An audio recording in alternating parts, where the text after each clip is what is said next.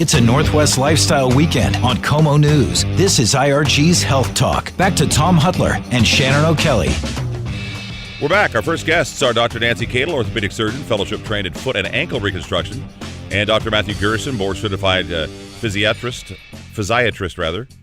board-certified physiatrist with subspecialty of board certification in sports medicine.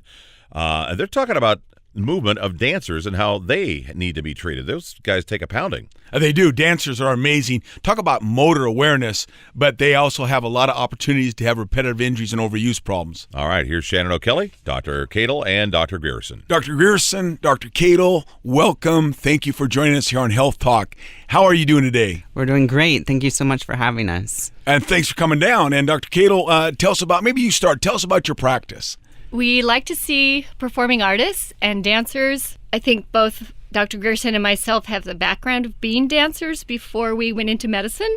And so we really enjoy helping dancers and other performing artists to perform at their best and to recover from any injuries they might have. Dr. Girerson, what is your practice? You're a physiatrist and you specialize in performing arts. Do you have an area of focus in your practice? I treat all musculoskeletal injuries non-surgically, and I'm a physiatrist, and so we're experts in treating bone, muscle, joint, tendon sort of injuries, and we treat people across the spectrum of age, ability, and function. Well, this is a first for us here. We have previous dancers, performers that went on to medical school. That's a unique path. Tell us about your path, your interest in medicine. As a dancer, were you injured yourself? Did you think, wow, these folks need help, I'm going to go to medical school? A bit of that, yes. I always liked science, and I liked cleaning my own fish.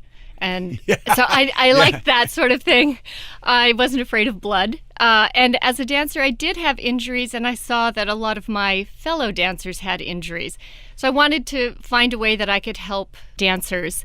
And when I went to medical school, I didn't realize I would become a surgeon. I didn't understand that I would love it, but I think you either love surgery or you don't love surgery. And I loved surgery. So I worked as a foot and ankle orthopedic surgeon. So I was an orthopedist because I loved the bones and joints, and foot and ankle because it seemed most applicable to the dancers and the dance injuries that I had.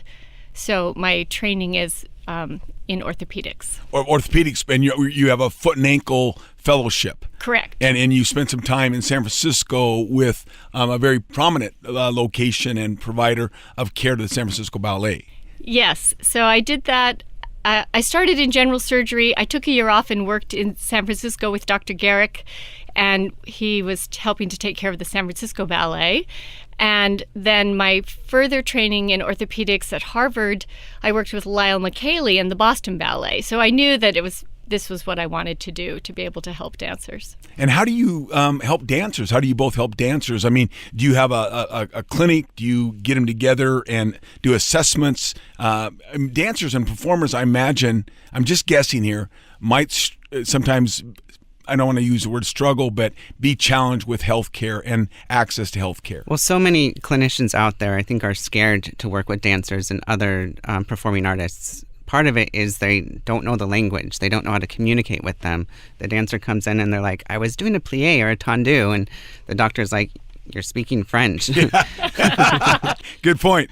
And so it's great to have a place for them to come to where they can feel comfortable. Dr. Kadel and I just installed a Ballet Bar in our clinic room.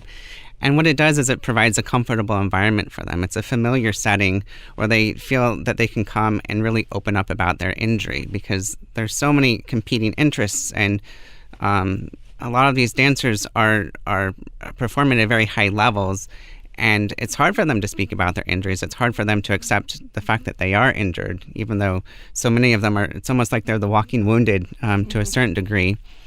But what we know is, yes, it's nice to have a place for them to go where they feel comfortable, but the research has shown, and we actually recently did a study asking dancers how they seek access to the healthcare system, and there's two things that they really want. One is an accurate diagnosis, and number two is they want a realistic treatment plan. And so it's really great because you don't have to be an expert in dance medicine to work with this amazing population. A lot of it is just being willing to listen to them and hear their needs and give them a good pathway moving forward. We'll continue our conversation. Dr. Nancy Kadel and Dr. Matthew Grierson coming up right after this timeout on KOMO. It's a Northwest Lifestyle Weekend on KOMO News. IRG's Health Talk continues. We continue our conversation with Dr. Nancy Kadel, Dr. Matthew Girerson, and Shannon O'Kelly. So we're talking about treatment and providing care for dancers. And I agree with you folks. Dancers are amazing athletes. I mean, we appreciate what they do, but I don't think we appreciate the athleticism and the demands on the body over and over. We just look at the foot and ankle and the pressure when you're on point, for example, that goes through the foot.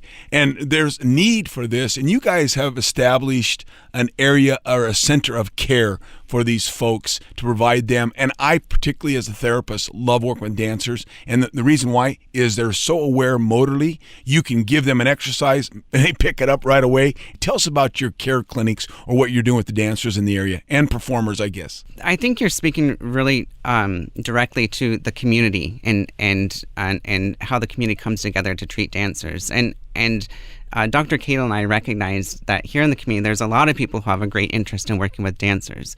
And so we actually, about 10 years ago, started to organize and ended up developing a nonprofit in town, Seattle Dance and Performing Arts Medicine. And with this nonprofit that we've established, we've been able to create a free clinic to provide care for dancers and other performing arts who don't have access to health care. And one thing that's unique about our clinic is that we do team treating. And so it's really a great learning environment, not only for the artist to learn about their injuries and self-care, but for clinicians in the community to learn about other ways to help take care of performing artists. And very few of us in our day job, for example, get to work side by side with the physical therapists. So it's a wonderful environment, and we also welcome physical therapy students, medical students, other healthcare providers, and students as a learning and teaching and treating entity that we have. Well, collaboration is the new word in medicine. I mean, team approach, it works great. We've known that because if you've ever been to a rehab facility where the whole team is there 24/7, the outcome for the patient is way better. And we need that in the outpatient world, don't we? It's such a great opportunity to really build on this team-based medicine idea. And the dancers and performing artists are so appreciative. Many of them walk out of the clinic in tears because of the service provided. Well, like any athlete, I mean, you know, when you're on the bench or on the sideline, I mean, any athlete wants to get in. And I know dancers are high performers and they hate to be shut down. And sometimes you have to shut them down. But if you can explain, instruct, teach, and coach, and they can understand it, then they follow that path. Plus, I think when, three minds are better than one. So when you have three clinicians trying to help come up with some modifications to keep them dancing or performing safely, then I think that's really helpful as well. How often are the clinics? Our clinics are held once a month and on a Sunday afternoon. And are you looking for providers to get involved if there's people out there that want to get involved? Yes, if anyone's interested in getting more involved, you can check out our website. It's www.dancindoc.com. That's DANCINDOC. And we welcome all clinicians. That's awesome. Did you know I know how to do a demi-plie?